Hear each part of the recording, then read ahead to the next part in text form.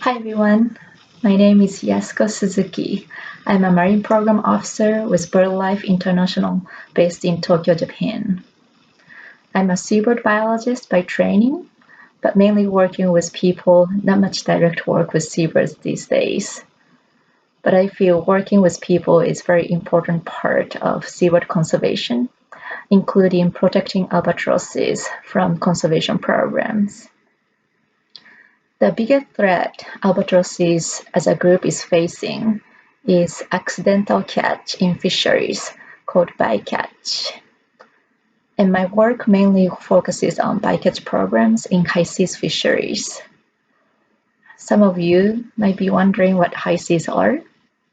Those are international waters, the ocean outside of national boundaries. And the high seas cover about 2/3 of the world ocean, a vast expanse of water.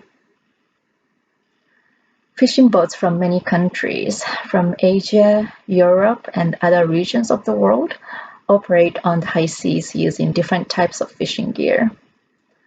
And albatrosses are particularly susceptible to bycatch in longline and trawl fisheries.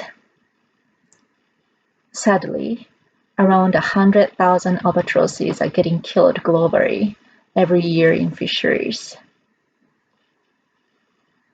If we look at where albatrosses spend their time at sea and where fishing boats from different countries operate, we can identify high-priority countries we want to closely work with to protect albatrosses from bycatch. These graphs are from a scientific paper showing how much of overlap is happening between albatrosses from South Georgia in South Atlantic Ocean and longline fishing boats from different countries. The horizontal axis shows the time of year, and vertical axis shows how much of overlap is happening between birds and longline fisheries. Fishing boats from Japan and Taiwan, shown in red and orange in the graphs, came out as having the biggest overlap with albatrosses. And the overlap happens during winter months in Southern Hemisphere when albatrosses are away from South Georgia. So we can tell that working with Japan and Taiwan is very important to protect albatrosses from bycatch. Longline is a commonly used fishing method to catch tuna, and tuna is very popular fish in Japan, consumed as sushi, sashimi, and in other dishes. So our effort to reduce fishery bycatch includes talking with tuna fishing companies in Japan and their fishers. We also started talking with seafood companies, trading companies, and retailers that sell tuna to the market in Japan. Part of this effort was a seminar we held last year for tuna purchasing companies, and we plan to hold more seminars for the supply chain in Japan to raise awareness of bycatch issues. We also attend international meetings where research and regulation on seabird bycatch are discussed, and mainly through those meetings, we work with researchers and federal government from Japan, as well as those of other countries. And finally, but not least important, is our public outreach program to engage with the wider community. We are running a social media campaign called Albatross Stories through Instagram, Twitter, and Facebook in Japan. This has been possible with support from RSPB, the Royal Society for the Protection of Birds in the UK, and British Antarctic Survey.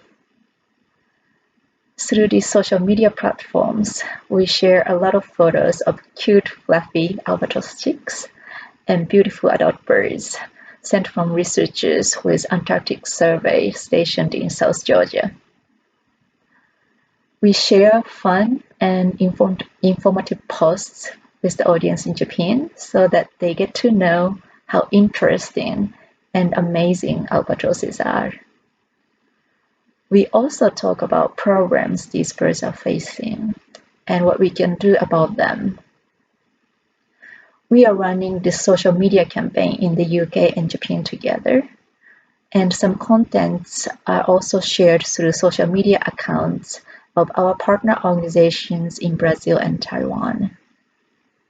If you haven't seen this outreach program yet, you can find the UK version by using hashtag Albatross Stories, so please check it out. Albatrosses are facing multiple threats, but through collaboration with many people around the world, I believe we can protect them from going extinct, and our future generations also have opportunities to see and appreciate those extraordinary birds integral to the marine ecosystem. I'm very excited about World Albatross Day coming up very soon on June 19th. It's such an excellent opportunity to celebrate these fascinating birds with many people, draw attention to conservation programs these birds are facing, and learn together what we can do and what we need to do to protect them. Thank you very much for listening and watching. I hope to see many of you again on World Albatross Day. Until then, bye.